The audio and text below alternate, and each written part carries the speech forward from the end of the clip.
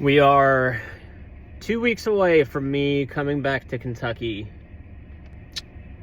With all the fucking bullshit I had to put up with that 1 week, it made me kind of realize that being 6 hours away from my support system and all my friends and family, it's probably not a great idea.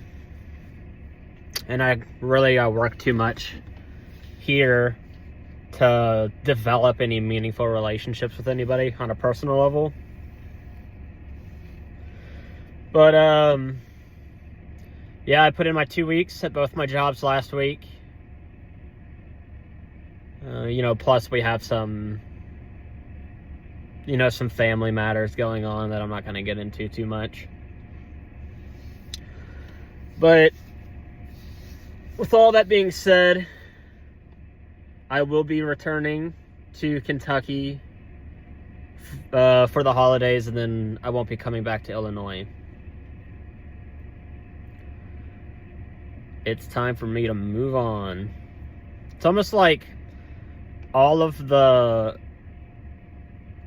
things that happened, like the unfortunate series of events, it just feels like a sign. Like God or the universe is telling me that I've exhausted everything that I can get out of this experience, and it's time to move on and find a different environment to start. I don't know how to explain it. It's like if you stay in the same environment doing the same thing, after a while that experience can't really give you anything to work with or to develop ideas around, and you have to start changing your environment so that it diversifies your experience and it helps you continue to grow intellectually and spiritually, I think. I don't know, that's a little convoluted, but that's kind of how I feel about it. But my trip to Kentucky was eventful. It was really fun. Actually, this is probably the first time in a while where I spent most of the time with my family, which was really nice. We did celebrate my birthday. Mom got me roadside picnic and a little, like a reader's guide or something about it. I guess she got it from me mentioning it in one of these videos. This is one of my favorite science fiction books. Highly recommend it if you haven't read it.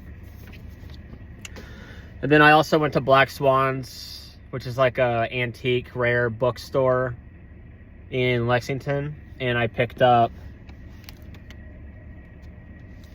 The Decline of the West by Oswald Spengler, which I've already read twice, but as you can tell, it's a hell of a fucking read. And it's super dense. It goes over like art history and mathematics and Euclid and Western philosophy up until 1913 when this book was written.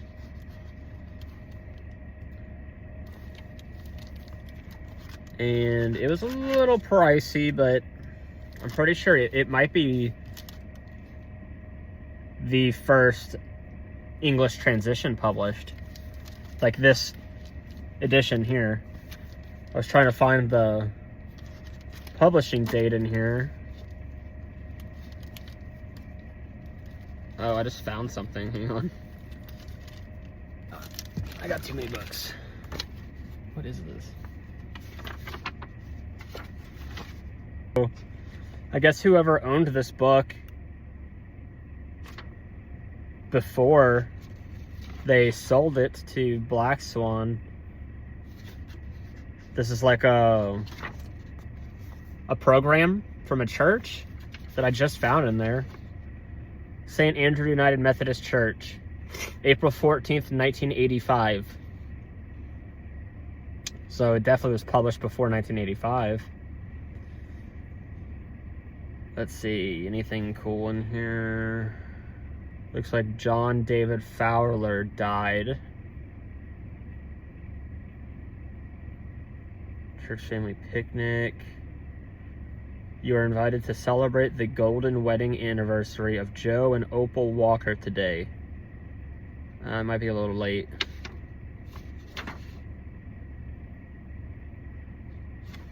They're testing blood pressure after church for everyone.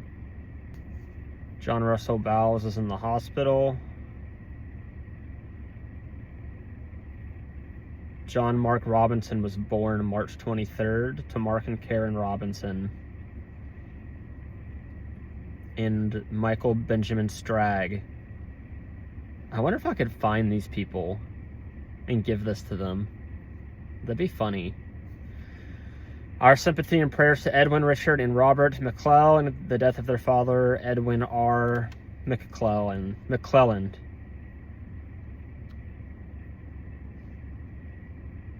The pastors, John M. Geary. West Virginia. St. Albans, West Virginia. How strange. I wondered how it got to Lexington. And then this is a list of birthdays. I'm gonna keep that in there. That's cool. Maybe I could find those people. They were born in 1985. They would be 40. Yeah, they'd be 40. I could probably definitely find them. I also picked up Virgil and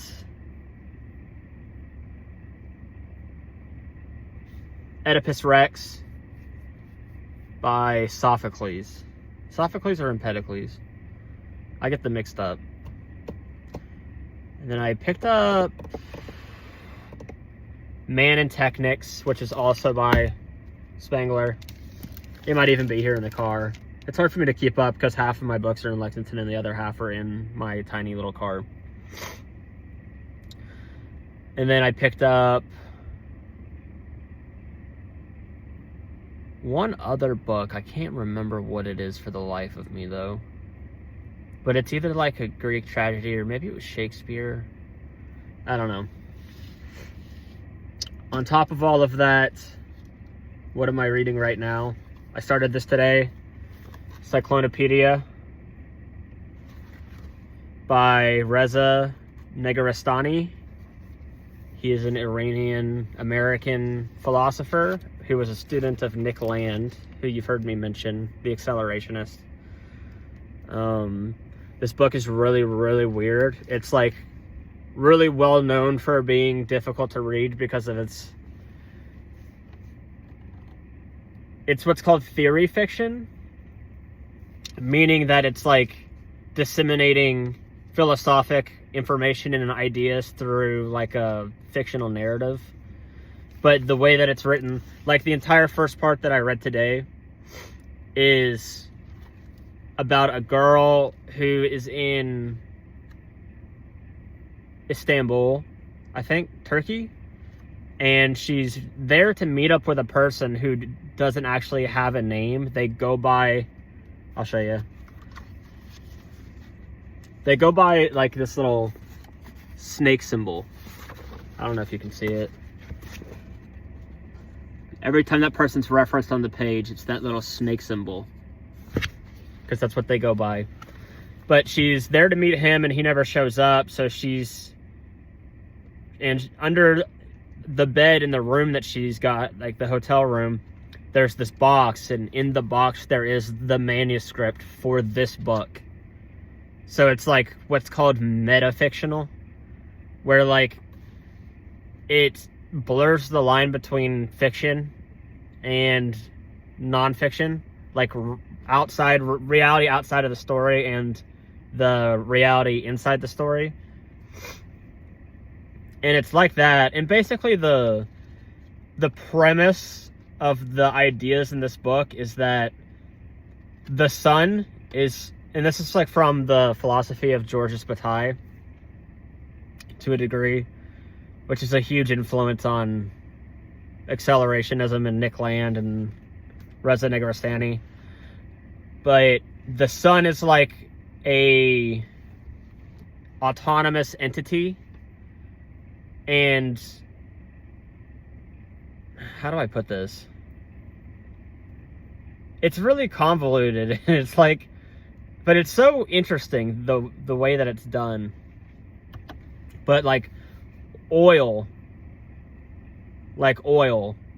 that's in the earth, like it is also an autonomous entity. Like it's an actual thing. Like if you know, like if you're familiar with like Plato, right?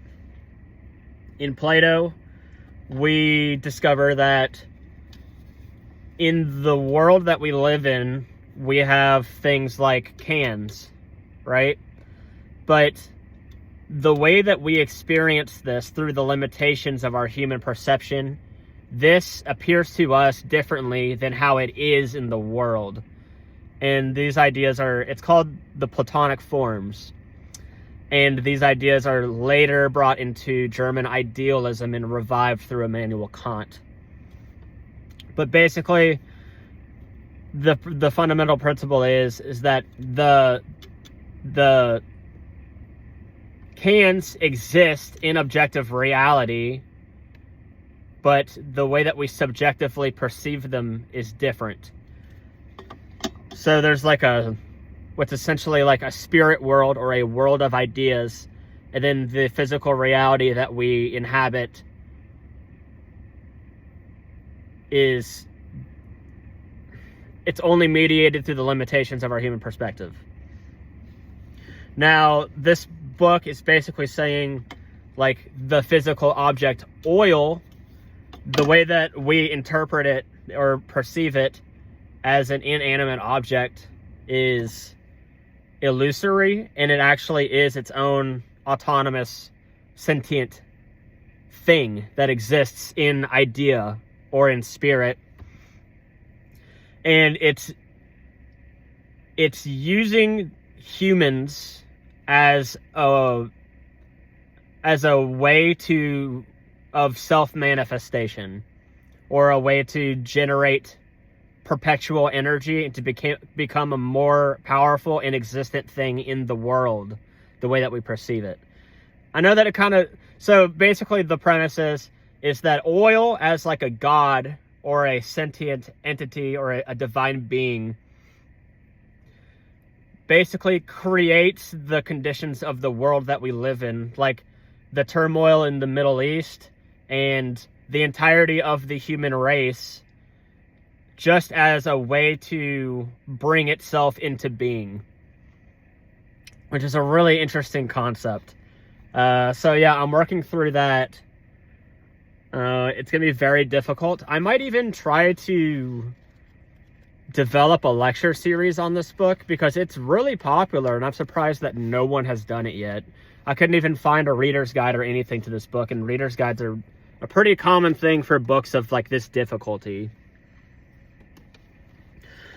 But I also got a copy of Gravity's Rainbow, which is sort of like Cyclonopedia in the sense that it's like considered metafictional to an extent, because recently I've really gotten into this idea of like blurring the lines between reality and fiction.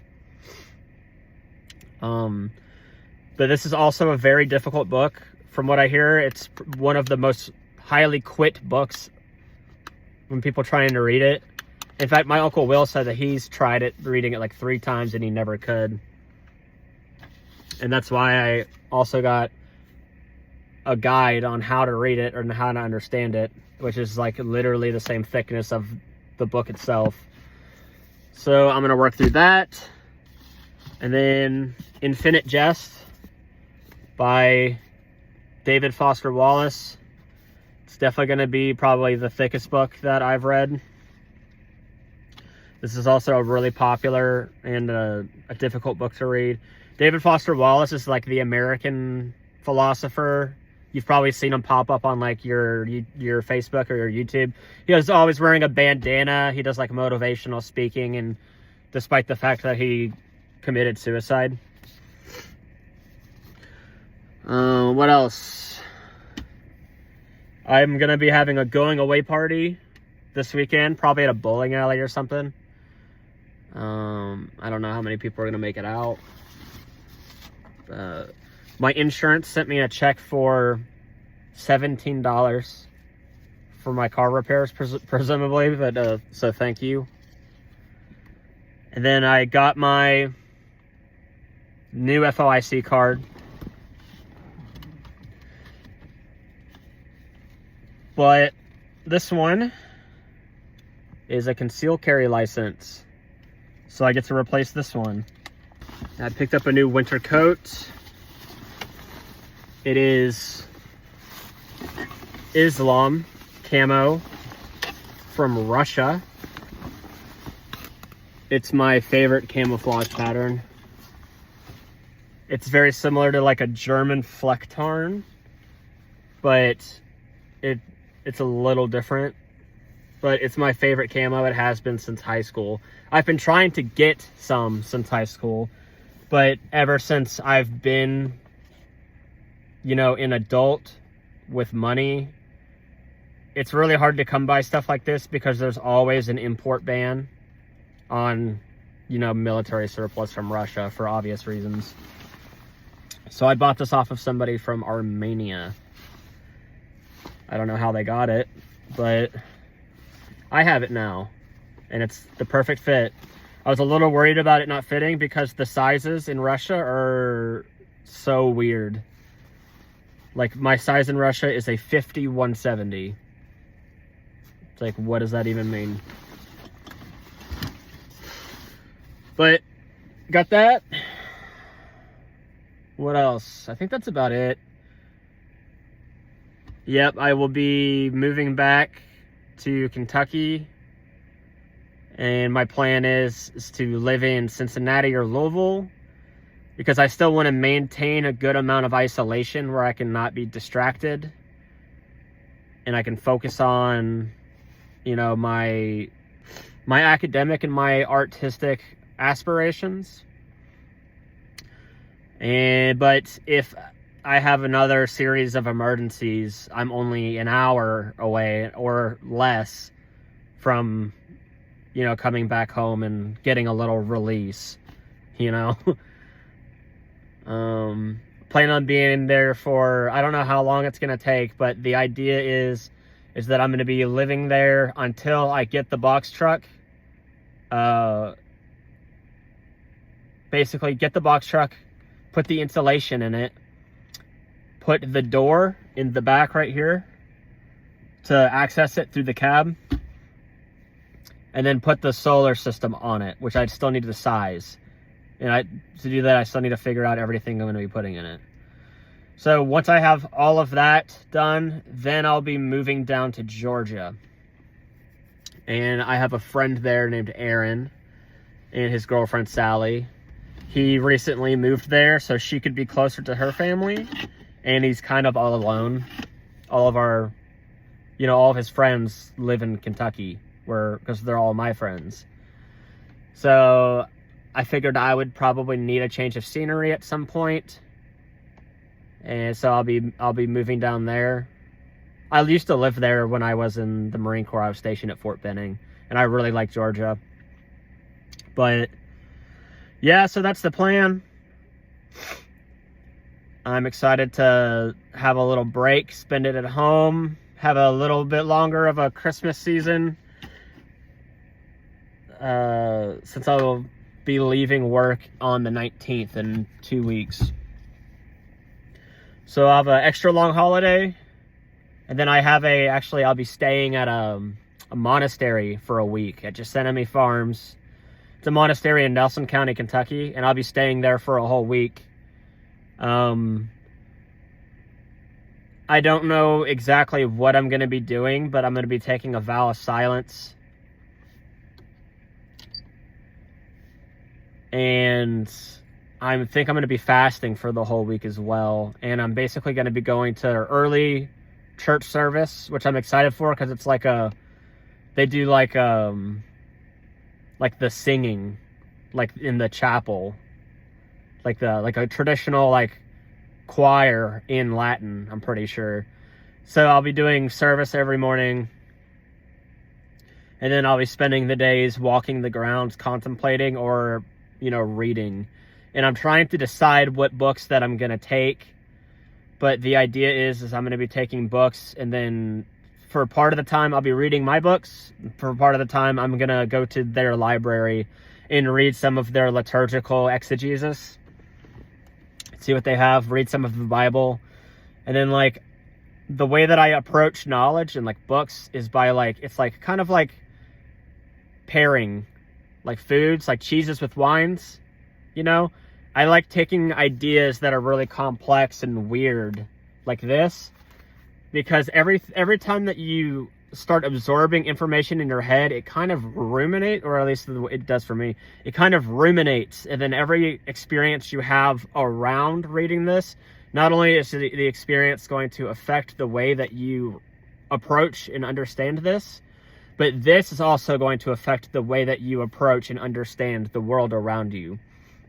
So what I like to do is I'll read a few chapters of one book, and then I'll go to the library and I'll read some exegesis, some scripture or what have you, and then kind of arrive at different conclusions based off of what I'm reading with each other. That's kind of how I approach reading books, and that's why I never finish any. I'm like halfway through like 7 books right now.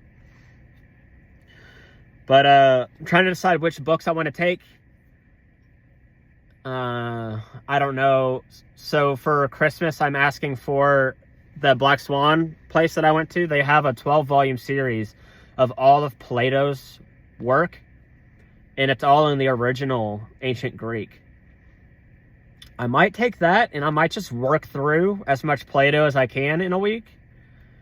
But I kind of want to diversify it a little bit. Maybe I'll take one of these fiction books, and then maybe a couple of things, like maybe a book on accelerationism, maybe one on traditionalism. Actually, a funny thing about that, one of the biggest names in traditionalism today, his name is Charles Upton. And I was watching an interview with him, and it turns out that he actually lives in Lexington, Kentucky. So I ended up reaching out to him and contacting him, and he responded back to me. And now I'm in an email correspondence with him. I still need to respond to him, but I basically asked him for suggestions on books to take to the monastery. And he recommended The 11th Hour by Martin Lings, which I believe got delivered today, but after I had already went and picked up all of this other shit. So I'll probably take that. He also went on this long rant about how much he hates accelerationism, which is really funny. But yeah, I think that's everything that I have for you right now. I'm on break at work, so I need to clock back in and get back to work. But yeah, there will be a video next week, and then the week after that, I'll probably go ahead and make a video.